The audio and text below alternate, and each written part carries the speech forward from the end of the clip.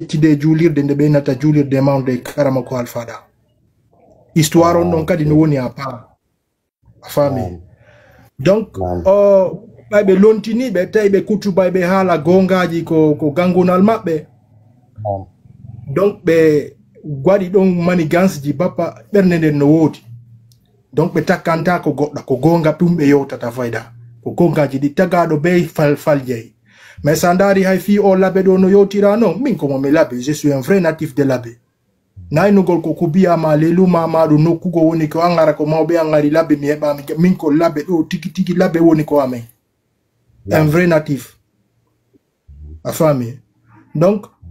ɓayɓe ɗum annike ɓe tawi ɓen ɗon hino ko haaloɓe gonga kutubaji ɗin no toon mawɓe ɓen ko village amen tigi inni o wayi kamɓe ɓe tuuseede ɓe tuuseede ton ɓe ala teddinde ɓe ala ɗumanade fii e kutuba no waɗa ɗon yo acce ñawlogol yoɓata yo acce lampagol ɓiɓɓe yimɓe you see yo accu o gerugol ɓiɓɓe yimɓe donc mawɓe ɓe wi tuusama on faami ɓe to ɓe memmini ten manigance wi laamiɗo affaire dawla ni andi ko diina ko dawla no woodi araɗa faami ko mi woni nugol on ɗon inni wo joni si ɓe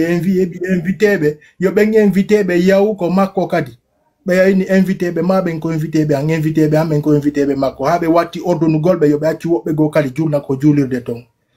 donc ɓeeɗa jaɓali ɓe jaɓali ɗum ɗon ɓenni ko kamɓe décidata hombo julnata ton ɓe to ko woniri to yoɓe wonir ton aɓe waɗi gi manigance wi noon ɓe fuɗɗi yawagol ɓe ɓeeɗa jaɓata yawre ɓe pottiti ko ɓe pottitino ɗon ɓe hoore hollande ɓen secteur ko quartier amen compaya toon ɓe noddiɓe ɓe yehi julnugol ton ɓe yalti kadi ɓe wi wo ɓeeɗa ko ɗumaɓe wo ɓeeɗa sodiriɓe galle suga koye piiwoy donc ɓeeɗa noon avant de yiwgol ton hiɓe jogiti galleji hiɓe darni hay école ji ko ɓe jannata yimɓe a faami min avant de mi arde labe a faami hari ɓe jogiti franco arabe ko ɗon no fanɗi jeune jomo ɗumanamo ɓe jannani faami donc ko no woniri ha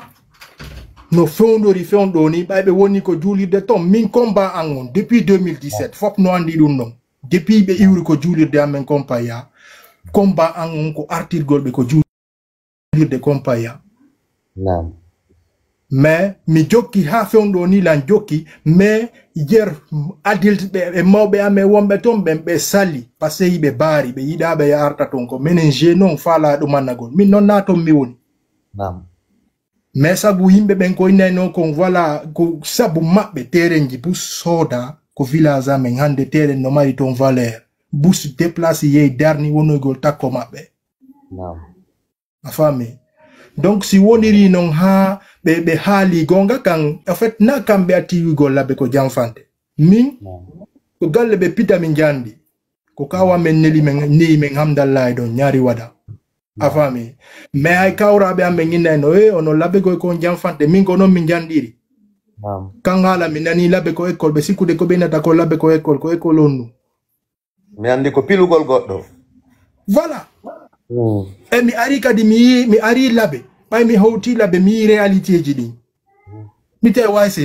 fayda ino nandita e nder komo mi labbe metta yimɓe ɓen mais ko yawɗa présenté ɗa wiɗa komo labbe wo deuxiéme parole on ko hettitata ɗon kadi ko janfante hay sina fo et puis moɓɓen kadi ɓe haalali ɓe wi ko fo ɓe globalisari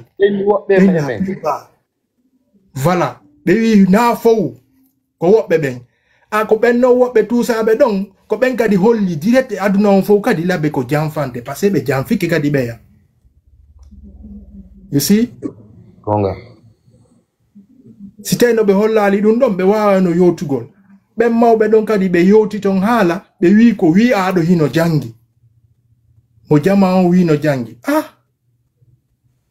linguistique mo ɓe jogitti on ɗuma mo ɓe jogitti on étude mo ɓe jogitti on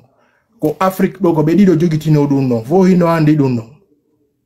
linguistique maɓɓe on mi anda si ko philo on j'ai oublié ɗuma maɓɓe on filiation maɓɓe on ɓe yewti ɗum go ya e vidéo ji go you see donc ben be yi ko andi inna be no jangi awa ko jangu be janno be kadi imamu be